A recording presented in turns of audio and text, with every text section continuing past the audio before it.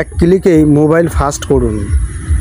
আমরা যে কোনো অ্যান্ড্রয়েড ফোনের সেটিং ওপেন করব। সেটিং থেকে আমরা সার্চ বারে লিখব রিমুভ অ্যানিমেশন অথবা অ্যানিমেশন। তবে সকল ফোনেই থাকে না, যে সকল ফোনে আছে সেগুলো আমরা ট্রাই করে দেখব। সেখানে লিখব অ্যানিমেশন অথবা রিমুভ অ্যানিমেশন। লিখলে পরে আমরা সহজেই পেয়ে যাব সার্চ বারে। সেটিং সার্চ বারে লেখার পর যখন আমরা পেয়ে যাব, সেখানে আমরা সেটিংটা ওপেন করে দেব।